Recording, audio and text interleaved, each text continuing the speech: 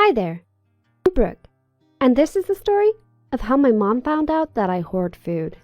My mom has always been obsessed with eating healthily and exercising loads. She basically lives in the gym, and she has to go every day, even on our birthdays and Christmas. She has also been on some kind of diet for as long as I can remember. She doesn't need to diet at all. She's got a really nice figure. She says that she's not on a diet and that she hates diets, but she won't eat gluten, wheat, dairy, red meat, or refined sugar. So I'm not really sure how that can be called a diet. The thing is, I wouldn't really care what my mom eats or does because we're not particularly close. But she tries to make my whole family follow the same regime. My sister finds it okay. At home, she pretends to really like the healthy food my mom gives us, but I know she secretly goes out for burgers and chips with her friends. She's amazing at ballet and is really good at running, so is naturally slim though, so my mom doesn't notice. Me, on the other hand, I'm quite chubby and shy, and I hate exercise. This seems to infuriate my mom, and makes her even more determined to make me adopt her clean way of eating. The more she tries to shove salads down my throat, though, the more I want to rebel.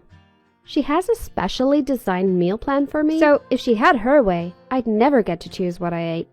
It would just be breakfast, porridge with an apple, lunch, salad with plain grilled chicken, dinner, some kind of vegetable soup and more salad. How am I even supposed to survive on that? My only safe haven is my room, where in an old plastic bag under my bed, I keep my secret stash of treats. I spend all my pocket money on chocolate, crisps, and sweets that my mom would never let me have. When my mom asks me what I spend it on, I just say that I am saving for college, and that keeps her quiet. In reality, I sneak to the corner shop after school and fill my pockets, then smuggle it back to my room to eat when I'm doing homework. Chocolate and sweet things are my escape from my miserable time at home.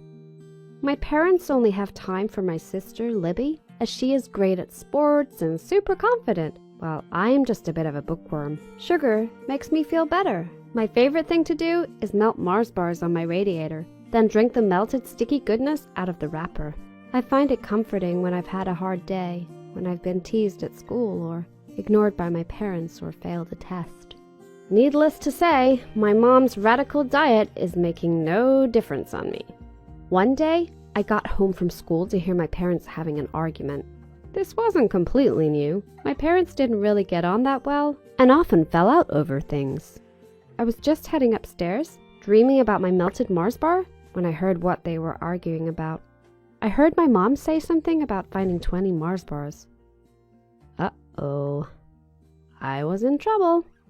I dashed upstairs, and to my horror, the plastic bag had gone.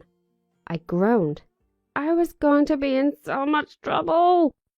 Chocolate was the only thing that made me feel better. It was all I had. Tears started running down my face, and I sat down with my back against the door, trying not to imagine the life of salad and plain grilled chicken that was waiting for me. Soon, I heard a knock on the door. It was my mom. I pretended not to have heard her. She went away, but came back an hour later, and then an hour after that. Eventually, 4 hours later, I was actually pretty starving, so I relented and opened the door when she knocked. I felt embarrassed for my stash of food, but also angry that she had pushed me to have to hide food. I didn't want to speak to her, but she sat down on my bed and asked me if we could have a chat. My mom was not one for heart-to-hearts, especially not with me, so I wasn't sure what she was going to say. Probably telling me off about my hoarding, telling me I was going to get diabetes from the amount of sugar I was eating, that the diet she put me on was for my own good. But she didn't. Instead, she started crying. I was shocked. This was the last thing I expected. I couldn't see why it was something she needed to cry about. Was it that big a deal that I wasn't following her diet? I can't believe I've pushed you to hiding food, Brooke. What sort of person must I be? Why didn't you just talk to me? I mumbled something non-committal in reply, not wanting to admit that I didn't think she was very approachable. Mom apologized again and explained that the reason she was so uptight about her diet is that her best friend at school died from a heart attack really young. And my mom promised she would do everything she could to not go through that again. But she admitted that she had let it get way too far. Consumed by her grief and obsession over protecting us, she had stopped actually being a good mother to us. She said she could see now that she needed to relax more. She asked me if we could make a deal. I would stop hiding food if she promised to be there to talk about anything bothering me. Half skeptical, and half desperately wanting to believe it was true, I agreed. It's now been 3 weeks since we talked. My mom is unrecognizable. She is more friendly and caring than she's ever been.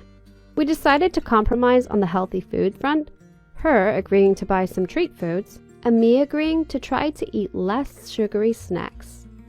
We can actually eat carbs now. And actually, I think we're healthier than ever.